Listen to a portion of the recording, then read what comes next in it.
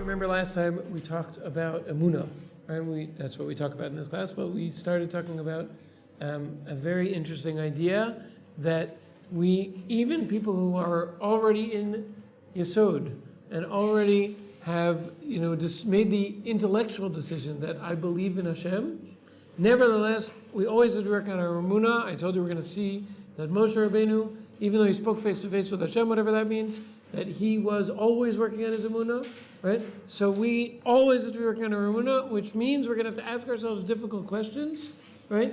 Even questions that we don't really want to know the answer to, right? And we're going to have to admit where there are problems in our Emunah and be willing to address them, right? We said not everybody has to deal with every question, but if there's a question that bothers me, if I don't deal with it, so that means there's going to be a crack in my Emunah, right? So I want to know what my weaknesses in my Emunah are.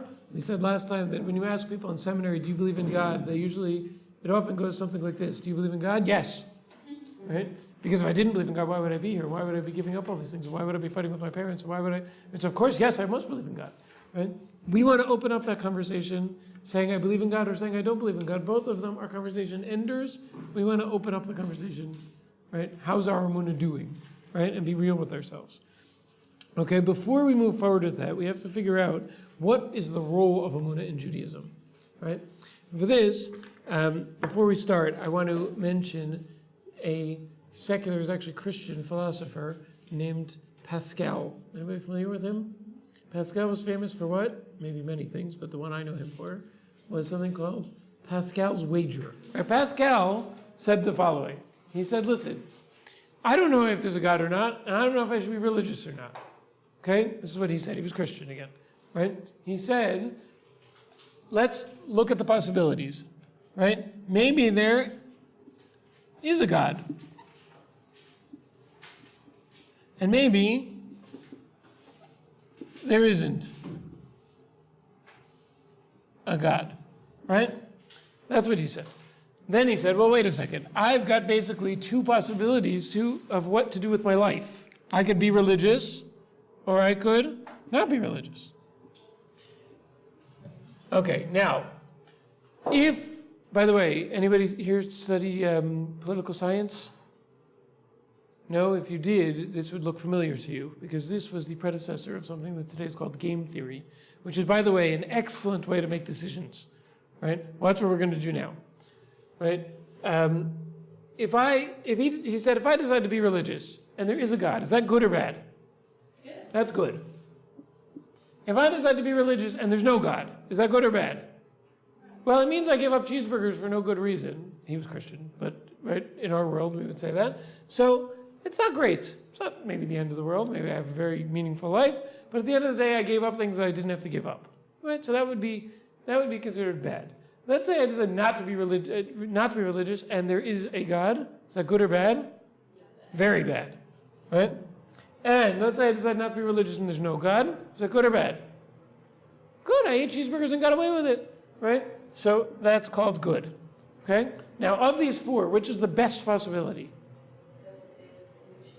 Good, right, this one. What? Well, if there's a God and I live a religious life, so even if it meant I'd be miserable in this world, which he might have believed because he was Christian, but we don't believe.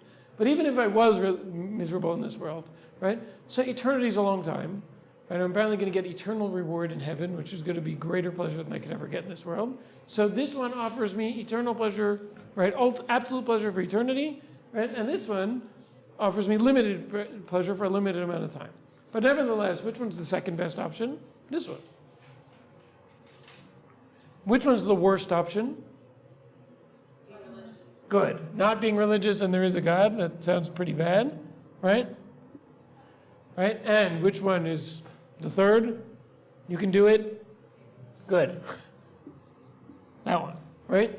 Now, if you ever try this with a decision you have to make, right? If it comes out like this, you hit gold. Because what usually happens is that, this is where you would have a difficult decision to make, right? Going this way, you've hit gold, right? Because this way offers you the best possibility without the risk of the worst possibility, This way gives you the risk of the worst possibility without the possibility of the best possibility, right? If it happens, the way it usually happens in a good decision, right, like a hard decision, this is 1, this is 4, this is 2, and this is 3, right? But in this case, this was an easy decision, right? If I'm religious, I could strike gold and get the best possibility, and if there isn't a God, it's not the end of the world. It's not so horrible. This way, the best thing is not the best possibility, and the worst thing is really bad, right? So therefore, this is the right decision to make. And I'm telling you, this is a good, right? Anytime you have to make a decision, it's helpful to make a chart like this. Right? That's what game theory is, and politicians and world leaders use this kind of thing, right? So therefore, he concluded that it is better to be religious, right? On balance, it's the good risk to take. Now, is this a Jewish concept or not? Pascal's wager. Why not? Because you're not like being religious or believing in God purely because like of how it'll like benefit you in this world, and like you're not making like that type of reasoning out of it. You're still reasoning because you need like not just blind faith, but you're reasoning in like a much different way. Okay, good. So in other words, I'm doing this for my own, based on my own logic and for my own benefit. What are you going to say, Nicole? You're not really basing your decision on what you believe, but you're just hedging your bets. Very good, right? You're just hedging your bets, right? And therefore, what can't exist in this system? Good, a relationship with Hashem, right? This is not a avodas Hashem. This is like, let me keep, a bunch of segulas, right? Like it's good karma if I do this, and it's bad karma if I do that, right? So the mitzvot become not opportunities for avodas Hashem and for my relationship with Hashem. They become opportunities for me to earn points or lose points, which we don't believe is a Jewish concept, because we have, and we'll see, it might be according to many, one of the 613 mitzvos is have emunah, believe in God. So if you say, well, I don't know if there's a God or not, but I'll just hedge my bets, what about the mitzvah of emunah, right? Okay, so this class is going to discuss why this is not a Jewish concept. Okay, is that clear? Meaning I've heard people say this, like, I don't know if there's a God or not, but it's worth the risk, right? So that's very nice, and that might be a good thing to get you started on the path, right? But at the end of the day, if there's no relationship with Hashem, if you're not sure if there's Hashem, there can't be a relationship. If there's no relationship, we're missing the whole point, right? Okay, so let's see where this idea comes from, of a mitzvah of emunah.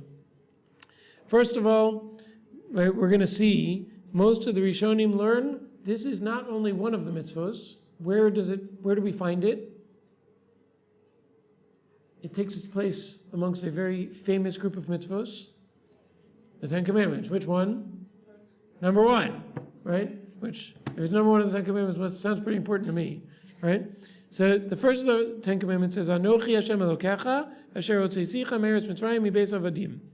Right? I am Hashem your God, who took you out of the land of Mitzrayim, from the house of slavery. And the second commandment says, Lo yeh lecha Elohim acherim al panai. Don't have other gods before me, literally on my face. Right? Okay, so those are the first 2 commandments. Now, another source I want you to see about Emunah, and then we're going to look at the Rishonim, is there's a Gemara that quotes Habakkuk. Anybody know who Habakkuk was? He was a prophet. And he wrote one of the books of the small books of the prophets, right? And the Gemara does something very interesting in this passage in Makos. We're going to see part of this together, right? But this Gemara says, if you look carefully at the words of different prophets took all the 613 mitzvahs and said, really, they all divide up into categories. They're like 613 branches, right? But there are 10 roots, right? The 10 commandments. And then somebody else came along and said, no, it's not even 10, it's 5. It's not even 5, it's 3. And then Habakkuk came and said, it all boils down to 1. All 613 mitzvahs boil down to 1. It says, Ba Habakkuk ve'amidan alachas. Habakkuk came along and said, there's really, all the mitzvahs stand on one thing. Shene'emar, as the verse in Habakkuk says, v'tzadik be'amunaso yichya. A tzaddik should live in his amunah, right? And that is the whole Torah, right? All 613 mitzvahs boil down to this, right? That a person should live in his emunah, right? So Emunah, we're going to see, is obviously very, very central. It's not just one of the 613 mitzvahs. It's the first of the 10 commandments. And according to Habakkuk, the whole Torah can be boiled down just to the mitzvah of Emunah. Right? Okay. Now we're going to see 3 different opinions in the Rishonim about whether or not this is considered one of the 613 mitzvahs, this mitzvah of Emunah. Okay?